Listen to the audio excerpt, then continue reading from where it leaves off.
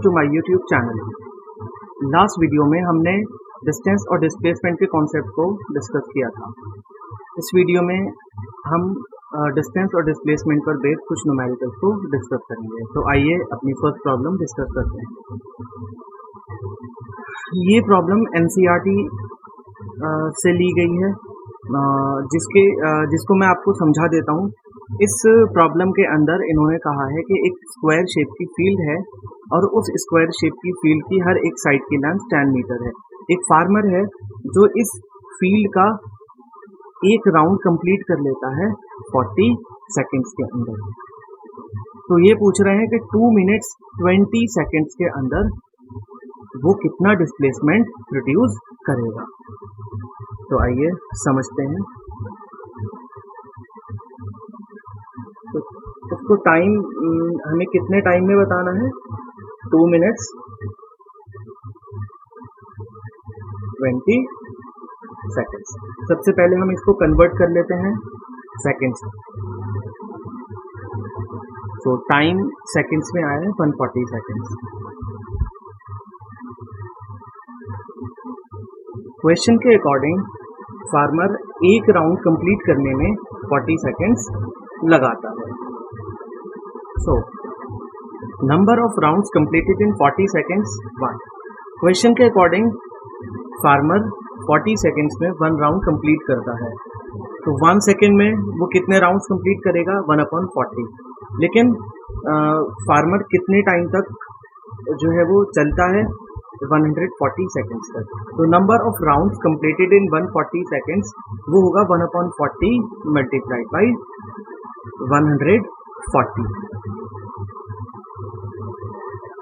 Solve करने के बाद हमें मिलता है 3.5।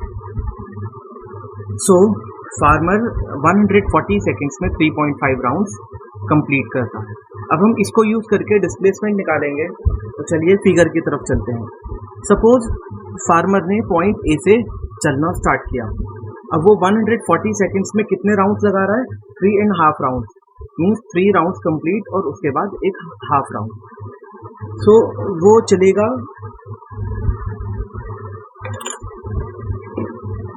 पॉइंट ए से अब हम देखते हैं 1 राउंड कंप्लीट। जब वो ए से चलेगा और वापस ए पर आएगा तो उसका एक राउंड कंप्लीट हो जाएगा। अगेन जब वापस ए पर आएगा 2 राउंड्स कंप्लीट। अगेन ए पर आएगा 3 राउंड्स कंप्लीट। लेकिन अभी उसको कितने राउंड्स लगाने हैं, 3.5 राउंड। तो उसके 3 राउंड्स जब कंप्लीट होंगे तो वो वापस ए पर होगा।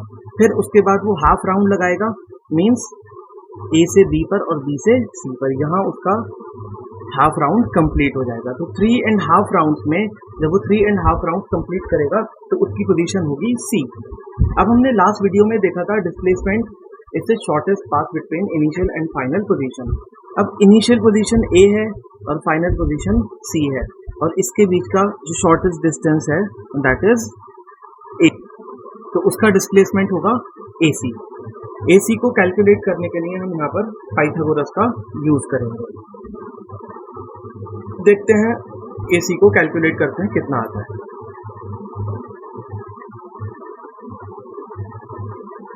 मैं इस ट्रायंगल को यहाँ पर दोबारा से बना लेता हूँ। हमारे पास कुछ इस तरह का ट्रायंगल है, tan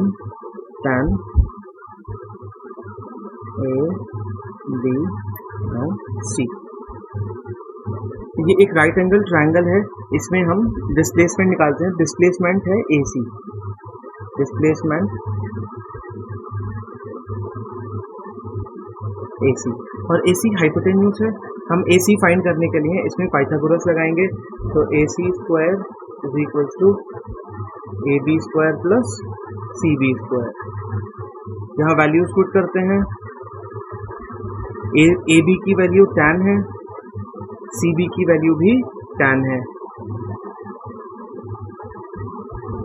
plus 10 square 100 plus 100। AC का स्क्वायर हटाएंगे, अंडर रूट आएगा, 10 रूट 2।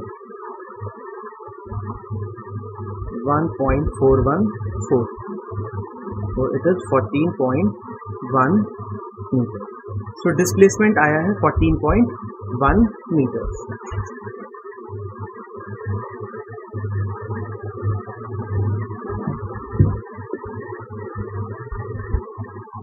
आइए एक और प्रॉब्लम डिस्कस करते हैं.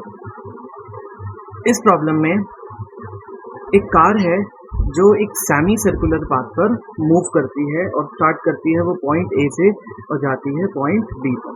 तो ये सपोज एक सेमी सर्कुलर पाथ है, यहाँ ये पॉइंट ए से स्टार्ट करती है और पॉइंट बी पर जाती है. इसकी रेडियस 10 मीटर है. तो हमें बताना है इसका डिस्टेंस और डिस्प्लेसमेंट.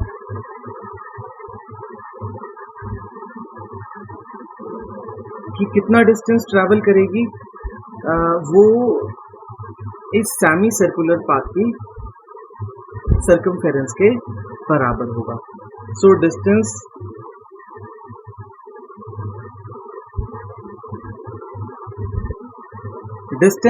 उस सेमी सर्कुलर पाथ की सर्कमफेरेंस के इक्वल होगा. और क्योंकि ये एक सेमी सर्कुलर पाथ है तो its circumference will be 2 pi r by 2. 2 pi r full circle की जो सर्कमफेरेंस होती है उसका हाफ होगा. तो it will be pi r, where r is the radius. R इसकी रेडियस है जो कि यहाँ इन्होंने 10 मीटर दे रखी है.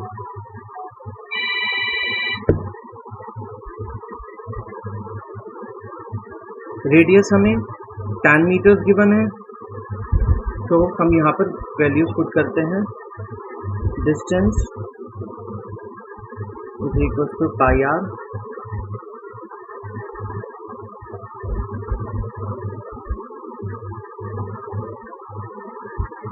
तो सेमी सर्कुलर पाथ पर पॉइंट ए से स्टार्ट करके पॉइंट बी तक जाने में कार ने 31.4 मीटर डिस्टेंस ट्रैवल किया है. यहाँ पर 3.14 जो है वो पाई की वैल्यू होती है, ये आप सबको पता होगा, बट स्टिल मैं यहाँ लिख देता हूँ. अब हम डिस्कस करेंगे डिस्प्लेसमेंट. अगेन डिस्प्लेसमेंट क्या होता है? इनिशियल और फाइनल पोजीशंस के बीच का शॉर्टेस्ट पाथ. इस कार ने पॉइंट ए से चलना स्टार्ट किया और ये फाइनली पहुंच जाती है पॉइंट बी पर. इसका जो शॉर्टेस्ट पाथ है वो ये स्ट्रेट लाइन है, and this straight line is the diameter of this semi circular path. ये जो डायमीटर है यही एक्चुअली इसका डिस्प्लेसमेंट है. तो डिस्प्लेसमेंट कितना होगा? डिस्प्लेसमेंट इज इक्वल्स टू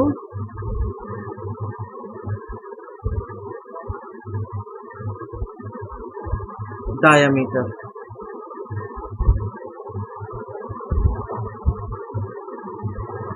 और हमें पता है कि डायमीटर जो होती है वो रेडियस की डबल होती है.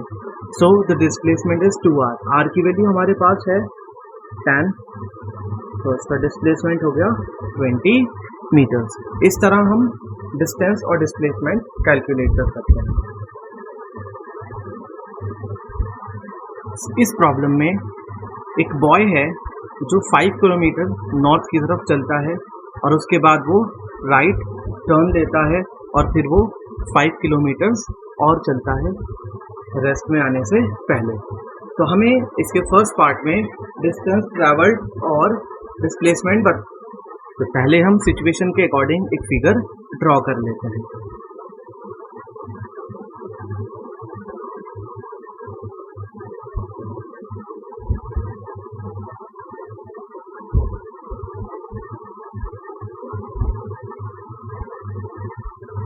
बॉय पहले 5 किलोमीटर जाता है टुवर्ड्स नॉर्थ.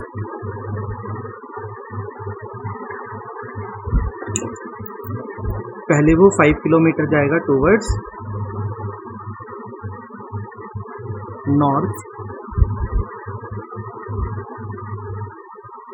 उसके बाद वो टर्न लेता है राइट में और फिर वो राइट में टर्न लेने के बाद फिर से वो चलता है 5 किलोमीटर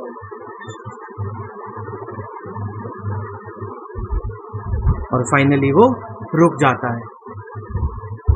सपोज वो पॉइंट O से चलना स्टार्ट करता है, पॉइंट P तक पहुंचता है, P के बाद वो टर्न लेता है और फिर वो पहुंच जाता है Q पर। तो अब हमें फर्स्ट पार्ट में डिस्कस करना है इसका total distance travelled. So total distance will be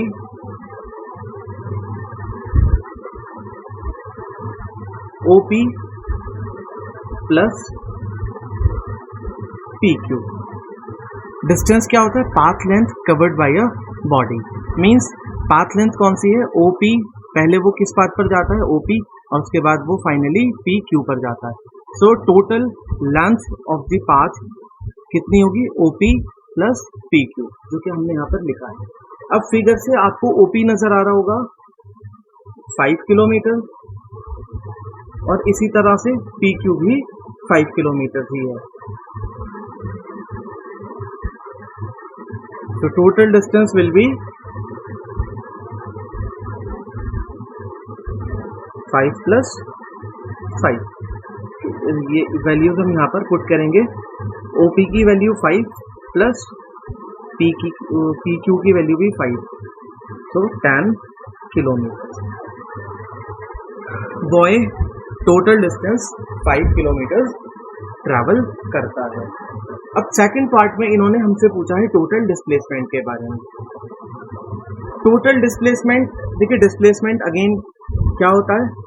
shortest path between initial and final positions of the body.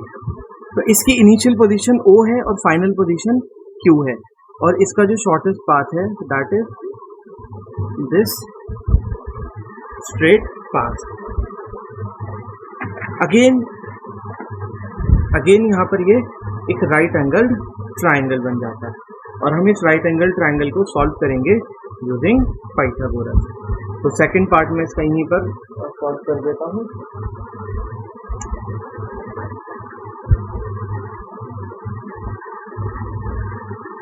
Displacement is equals to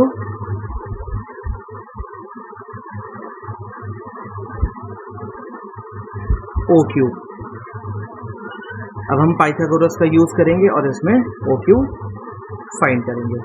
तो OQ square is equal to PQ square plus PO square, या फिर OP square, एक ही बात है। PQ 5 square plus 5 square, 25 plus 25। OQ square is equal to 25।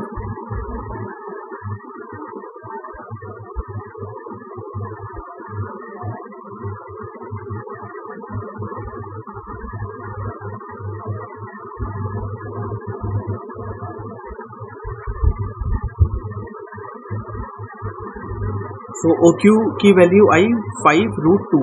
Under root 2 1.414 होता है, और जब हम 1.414 की 5 से मल्टीप्लाई करेंगे 7.07 मीटर्स आएगा। तो बॉय कितना डिस्प्लेसमेंट प्रोड्यूस करेगा? 7.07 मीटर्स।